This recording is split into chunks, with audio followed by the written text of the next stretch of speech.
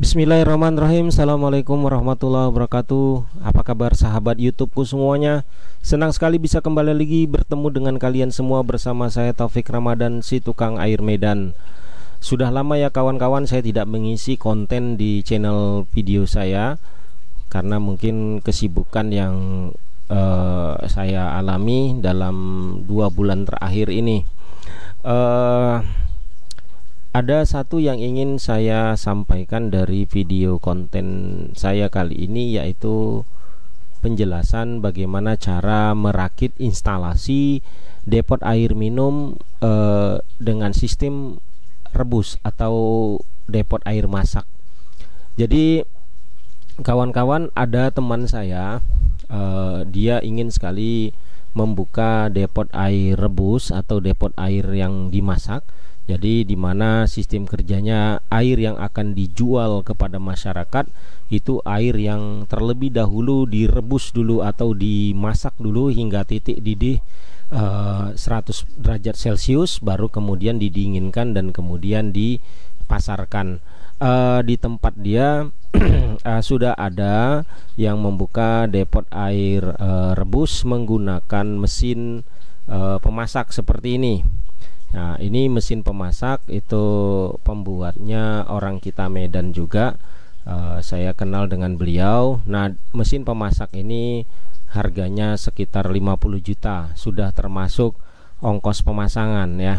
Nah, teman saya itu mengatakan kalau saya beli ini harganya terlalu mahal. Memang mesin masak ini kelebihannya dia bisa memasak air hingga sekitar 200 sampai 300 galon per hari dan bisa langsung dingin. Nah, ini harganya mesinnya saja 50 juta, berarti belum depot air isi ulangnya.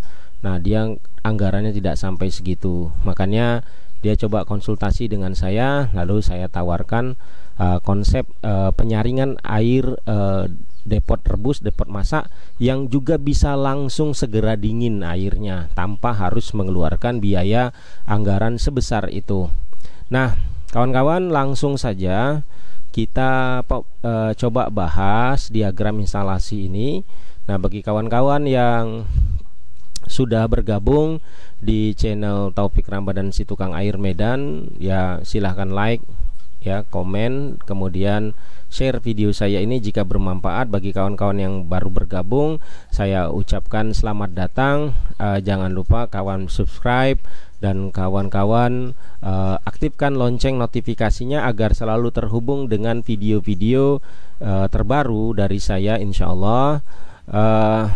Baik kawan-kawan, ini adalah bentuk diagram instalasinya. Jadi teman saya itu menggunakan air PDAM, cuman air PDAM di wilayah dia itu kandungan kapurnya masih tinggi, kandungan kapur masih tinggi, kemudian sedikit keruh. Nah, kalau dia, saya sarankan kepada dia agar buka depot air RO saja, tapi teman saya ini tidak mau karena masalahnya sudah ada depot RO di wilayah dia dan itu babak belur depotnya, katanya membrannya sumbat-sumbat saja, sudah pakai demin, sudah pakai udah pakai mesin RO ya, udah pakai resin kation softener, itu bermasalah. Sebetulnya sih kalau menurut saya bukan bermasalah karena sistemnya yang salah, tapi mungkin maintenance atau mungkin kesiapan dari SDM-nya, sumber daya manusianya yang mengelola depot air minum itu saja yang belum siap. Padahal itu sistem demin, sistem softener, dan RO itu adalah yang terbaik untuk pengolahan air sumur bor atau air sumur berkapur atau air bahan baku yang mengandung kapur. Nah, satu lagi di sini depot air minum menggunakan sistem rebus ini ya, memang dia bisa menghalau kapur dengan sistem perebusan ya kawan-kawan. tapi kan tidak bisa menurunkan nilai TDS. Nah, menurut teman saya itu nilai TDS-nya tidak begitu penting. Yang penting airnya itu tidak lagi mengandung kapur.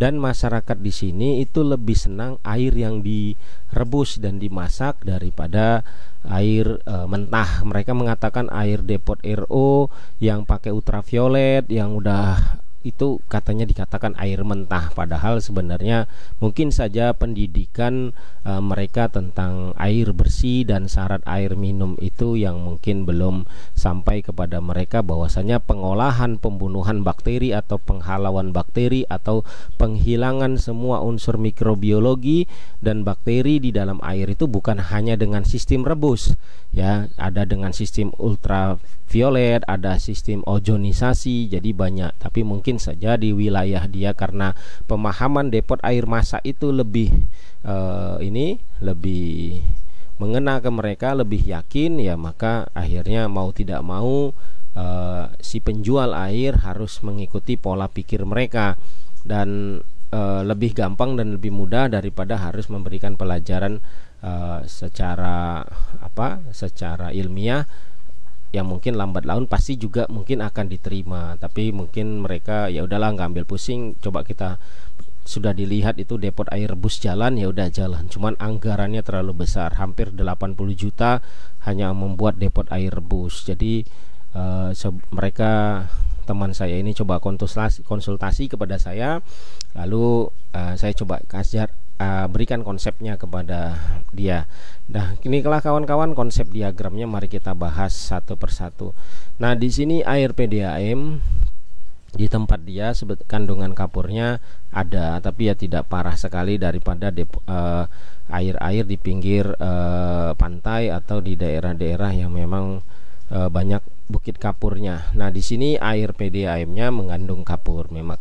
Nah, itu kita air PDAM-nya itu kawan-kawan, kita kalau kawan-kawan lihat di sini dari meteran PDAM itu dihisap oleh pompa. Nah, ini berlaku bukan hanya untuk air kapur ya kawan-kawan, untuk air PDAM yang tidak berkapur juga, air sumur yang bagus, TDS-nya tidak lebih dari 300 ppm misalnya. Nah, boleh pakai sistem ini, apalagi air PDAM di perkotaan yang juga ingin menerapkan konsep depot air rebus juga boleh pakai konsep ini. Nah, di mana di sini air PDAM-nya tidak saya simpan di tangki baku penampungan awal, tapi saya kirim di sini air PDAM-nya langsung ke kolam bak pendingin. Nah, di kolam bak pendingin ini rencananya nanti di sini kita akan simpan tangki stainless hasil perebusan. Nah, jadi kolam bak pendingin ini kita isi air juga sebagai pengendapan atau sebagai pengoksidasian agar bagaimana caranya kapur bisa diminimalisir mungkin kandungan dan kapasitasnya. Atau kalau ini airnya berkaporit, ya setidaknya endapan akan turun. Kalau ini air PDAM-nya kotor kuning, setidaknya endapan ada turun. Nah, kemudian dari kolam ini diharapkan juga pensirkulasian suhu air ya. Jadi ketika air dalam keadaan penuh kemudian tangki kosong dan diisi air panas, itu secara tidak langsung ada pertukaran energi. Air yang dingin, air yang panas akan masuk ke air yang dingin suhunya, dan air dingin menyerap suhu yang panas hingga berpindahlah suhu di mana tangki stainless yang panas tadi berubah menjadi hangat atau mulai dingin. Kemudian air yang panas akan diserap di air yang berada di kolam. Nah, kemudian airnya akan ditarik dengan pompa ya, pompa ini pompa yang menarik air dari dasar kolam agar bertukar. Kemudian airnya dikirim ke tangki, airnya dikirim ke tangki bak penampungan. Nah, di tangki bak penampungan ini karena airnya ditarik, secara otomatis air baru dari PDAM akan langsung mengisi. Air baru dari PDAM itu akan langsung mengisi ke bak pendingin, kolam pendingin. Ini di sini dikasih radar tangki ya kawan-kawan. Radar tangki, kalian juga boleh pakai pelampung otomatis ya. Ini boleh pakai radar tangki, boleh pakai radar benang, itu terserah kalian bagaimana diatur. Ketika airnya sudah mulai kosong di kolam bak pendingin ini, maka air baru akan datang mengisi. Nah, air yang lama akan dihisap oleh pompa, kemudian dikirimkan ke tangki penampungan. Nah, di sini di tangki penampungan ini, karena juga bersamaan mungkin air itu akan dikirim ke panci perebusan ya, dandang perebusan, maka air yang di tangki 2000 tangki ini boleh yang 1000 liter, 1500 liter, 2000 liter, itu terserah kalian. Nah, air yang dari tangki 2000 atau 1000 ini atau air baku ini akan dihisap oleh pompa lalu masuk ke 2 tabung FRP. Nah, di sini airnya baru mulai di water treatment kawan, dibersihkan bau, warna dan rasanya. Nah, kalau ini airnya punya teman saya ini, karena dia air PDM-nya masih mengandung kapur, maka di tabung pertama ini saya lebih banyakkan digunakan di sini zeolite ya kawan-kawan. Loh, nggak pakai resin softener bang? Tidak, karena teman saya itu setelah saya cek airnya tidak begitu banyak sekali kapurnya. Saya pakai zeolite saja karena saya nanti berharap di sini kawan-kawan, ketika perebusan kapurnya keluar. Ketika perebusan nanti kapurnya keluar, nah itu nanti disaring ya sama tabung FRP yang ketiga ini ya. Jadi kenapa di sini saya sarankan sama teman saya diisi zeolite, karena zeolite mampu menahan kapur kawan. Zeolite yang diaktifkan dengan HCl dia mampu menahan kapur dan juga bisa sedikit menurunkan nilai TDS. Nah, kemudian di di tabung FRP yang pertama ini, setelah kapurnya ditahan, sedimentasinya ditahan, karena kan mungkin di sini ada pengendapan yang terjadi di bak pendingin ini ya, mungkin ada kotoran-kotoran atau misalnya ada sedimentasi atau ada endapan yang ketarik, itu tertahan juga di tabung FRP ini ya.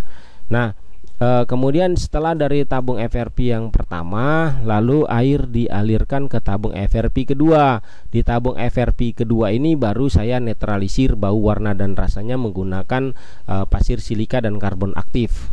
Nah, kalau kalian di tempat kalian air PDAM-nya bagus, tidak ada kapurnya dan baik, maka di tabung pertama dan kedua ini boleh kalian kombinasikan itu pakai pasir silika dan karbon aktif saja. Nah, jadi disesuaikan dengan kondisi. Kalau misalnya kalian menggunakan air sumur ya, misalnya contoh air sumur gali yang keruh, yang misalnya masih belum jernih, juga ini bisa menggunakan pasir silika dan karbon aktif. Kalau kalian menggunakan air bor yang setelah water treatment ya, saya rekomendasikan yang sudah di water treatment tapi masih keruh dan sedikit berminyak, nggak apa-apa kawan-kawan, kalian tetap buat sistemnya sama seperti ini, diendapkan dulu, jadi dia nanti akan mengoksidasi lagi di tangki stainless ini. Nah, kemudian di sini airnya dihisap oleh tabung FRP kedua. Nah, di tabung FRP kedua ini mungkin kalian bisa kasih ferrolite, mangan atau zeolite, kombinasi dari ketiganya, dan yang terakhirnya adalah karbon aktif dan pasir silika. Nah, kalau bisa karbon aktifnya itu kawan-kawan belilah karbon aktif yang iodinnya tinggi, jadi langsung berkualitasnya tinggi, jadi kalian akan mendapatkan hasil air yang jernih, tidak berbau, tidak berwarna, tidak berasa. Nah, kemudian sebelum dikirim ke panci perebusan, kawan-kawan di sini pasangkan 3 housing filter, paling sedikitnya 3 housing filter 10 inci atau 20 inci terserah kawan-kawan. Nah, itu diisi sedimen filter saja, sedimen filter 0,1 atau 0,3 terserah kawan-kawan. Kalau bisa semakin rapat semakin bagus, agar tidak ada sedimentasi lagi ke dalam panci perebusan kawan-kawan. Nah, kemudian di panci perebusan ini mulai dari housing filter 10 inci ini kawan-kawan, kalau bisa sudah kalian instalasikan pipa di sini, pipa besi kawan-kawan, atau pipa stainless juga boleh, atau pipa galvanis. Yang penting jangan PVC, karena PVC nanti akan ada hantaran panas dari panci, itu nanti akan PVC-nya akan ini ya, akan lonyot atau peot karena panas ya, akan lembek gitu. Nah, jadi kalian langsung kasih pipa besi mulai dari panci ya, mulai dari input mulai dari input ini panci sudah kalian pasangkan itu pipa stainless atau pipa logam ya, pipa besi, galvanis atau pipa stainless itu boleh. Rekomendasinya pakailah pipa stainless kawan-kawan. Nah, kalian letakkan juga satu buah stop kran ya.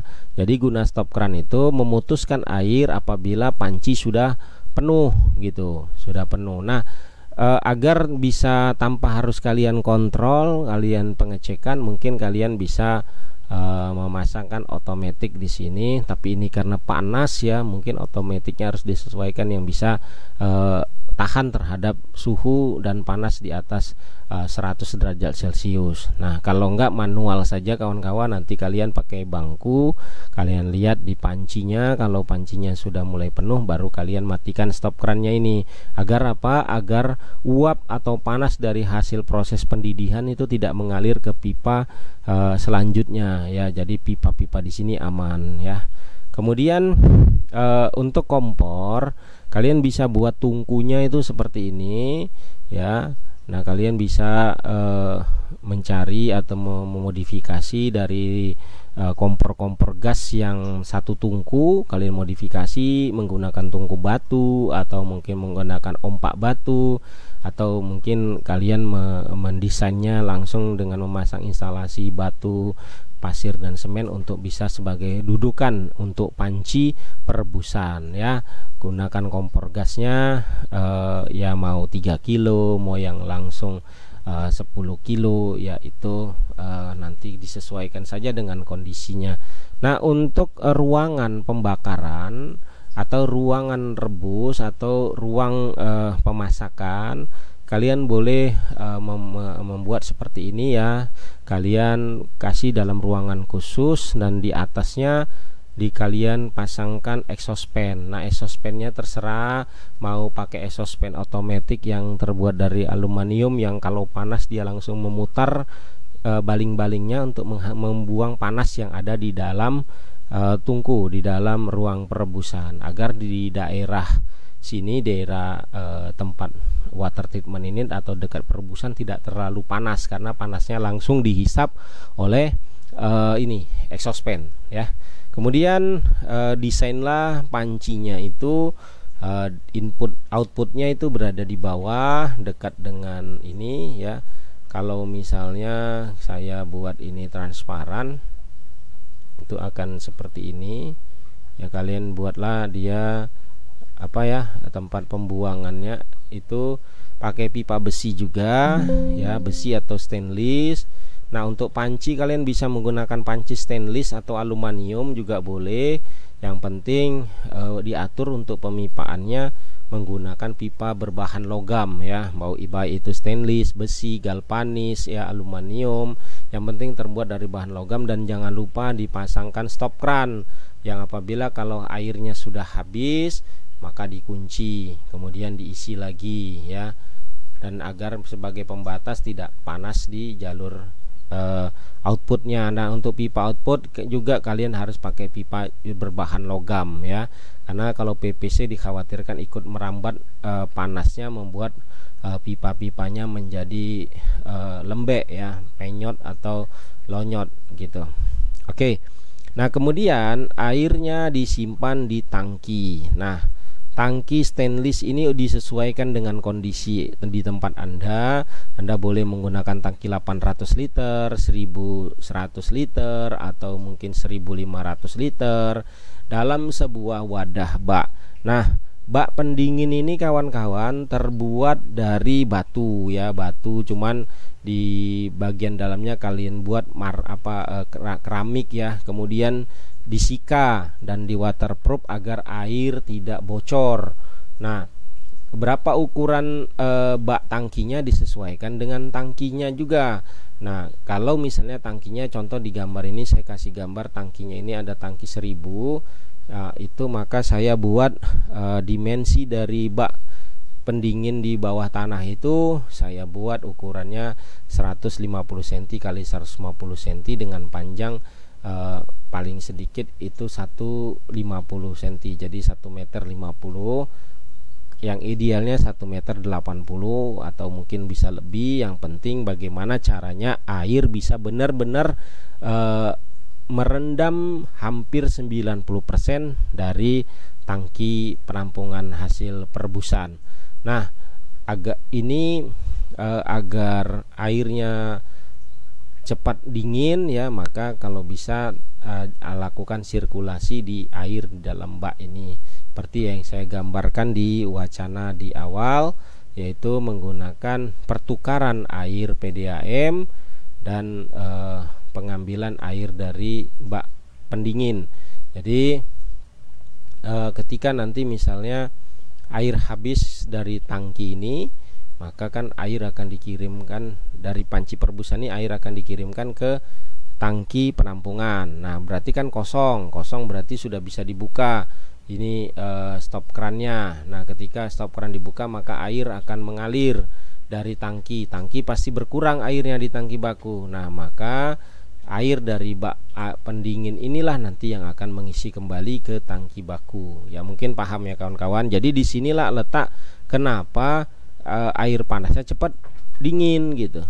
Kalau kalian tidak pakai sistem kayak gini, misalnya tangkinya berada di atas, maka mendinginkan airnya itu akan dibutuhkan waktu yang sangat lama. Ya, jadi kalian dengan membuat pola seperti ini, tipe seperti ini, konsep seperti ini, maka kalian akan mempercepat masa dinginnya air. Nah, kemudian air yang keluar dari tangki, ya, dari tangki stainless ini, tangki hasil perebusan, itu hisapnya dari atas kawan-kawan ya, jangan dari bawah, dari atas, agar kalian lebih mudah memperbaiki jika ada masalah-masalah yang mungkin muncul di depan. Kemudian air yang dari tangki stainless ini kawan-kawan lalu kita masukkan ke tangki ke tabung penyaring air terakhir sebagai penetralisir bau, warna dan rasa akibat proses perebusan dan penahanan semua unsur sedimentasi yang mungkin keluar ketika proses perebusan. Nah, biasanya kawan-kawan dalam proses perebusan ini itu air yang kawan-kawan kira sudah jernih, tidak berubah warna, itu setelah direbus kadang-kadang mau teroksidasi lagi, itu endapannya naik, minyaknya naik, kotorannya naik ya, mangan besinya keluar semua, melepas. Nah, kapurnya juga seperti itu, melepas. Maka di sini tugas dari tabung penyaring akhir inilah nanti yang berfungsi sebagai penetralisir. Ya, kalau misalnya mangan sudah keluar, besi sudah keluar dari air yang mungkin mengandung besi tapi jernih, itu karena dia sudah keluar dan langsung bisa ditangkap, maka tabung FRP ini pasti bisa menahan sedimentasi atau hasil oksidasi dari proses perebusan. Kapurnya juga seperti itu, sudah kelihatan, sudah pecah, sudah nampak, maka akan ditahan oleh media saring ini. Nah, kalau kalian mau lebih akurat lagi, maka kalian bisa tambahkan 2 tabung FRP di sini. Nah, kalau di sini saya hanya pasangkan 1 tabung FRP di jalur akhir sebagai penetralisir bau, warna dan rasa. Kemudian setelah dari dari tabung FRP 1054 terakhir ini, air dimasukkan ke 5 housing filter. Nah, ke 5 housing filter ini diisi ya terserah kalian mau sedimen filter, CTO, UDF, korosek, atau hal-hal yang bisa mengantisipasi atau bisa menghasilkan air yang terbaik di bagian akhir. Jadi kalau misalnya airnya, contoh airnya berbau asap atau berbau karena proses pelepasan energi atau unsur di dalam air ketika direbus, maka di sini kalian bisa kasih CTO. Walaupun di karbon ini sudah bagus, udah tidak ada, mungkin di CTO boleh diletakkan sebagai finishing akhir. Atau mungkin kalau pH airnya drop, kalian bisa gunakan korosek atau mungkin biokramik. Nah, dan juga jangan lupa pasangkan sedimen filter. Nah, kalau CTO juga sama seperti fungsi dari karbon aktif yang ditabung FRP ini, yaitu sebagai penetralisir bau, warna dan rasa. Nah, kemudian airnya kita simpan, kita alirkan ke lampu ultraviolet juga. Loh, tapi sudah direbus Bang, kenapa harus dipasang lampu ultraviolet lagi? Iya, karena kan kita siapa yang bisa menjamin air yang sudah disimpan di dalam tangki penampungan stainless ini tidak berbakteri.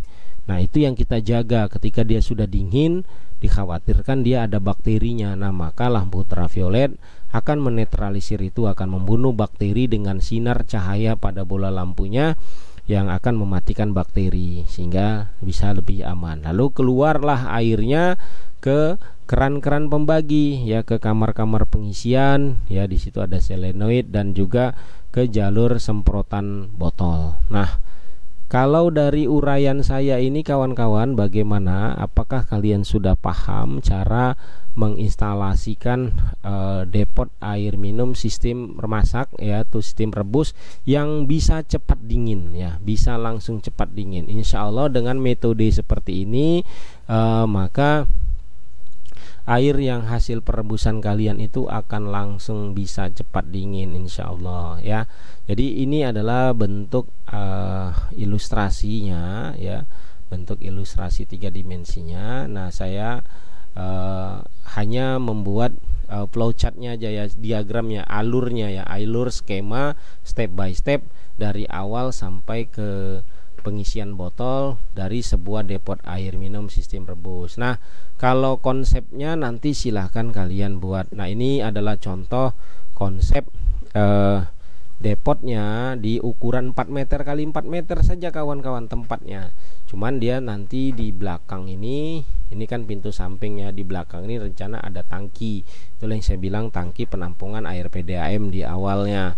Nah, kalau bentuk dari etalasenya mungkin seperti ini. Nah, jadi kalau tempat peletakan kolam pendinginnya juga boleh seperti ini. Nah, ini untuk ukuran ruko 4 meter kali 4 meter dengan tinggi dari tembok bangunan adalah 3 meter. Nah, mungkin nanti kalian bisa letakkan exhaust fan di atasnya ini, ya kan? Oke kawan-kawan, bagaimana menurut kalian konsep yang saya sampaikan ini tentang depot air minum sistem rebus? Ya, mudah-mudahan bisa menjadi inspirasi kalian dan bisa membuka wawasan kalian. Saya Taufik Ramadan mengucapkan banyak terima kasih atas segala perhatian kawan semua, dan antusias kalian tetap selalu setia berada di channel YouTube saya, menantikan video-video terbaru dari saya. Bagi kalian yang merasa video ini bermanfaat, silahkan di share dan dibagikan kepada teman-teman. Kalian suka, kalian senang, silahkan kalian like video saya. Dan bagi kalian yang penasaran dan ingin berkonsultasi, silahkan kalian tuliskan saja di kolom komentar, ya. Jadi begitu saja kawan-kawanku semuanya. Terima kasih banyak atas segala perhatian dan mohon maaf atas segala kesalahan dari kata-kata dalam video saya ini. Semoga Allah mudahkan semua urusan kita semua. Jazakallahu khairan, barakallahu fiik. Assalamualaikum warahmatullahi wabarakatuh.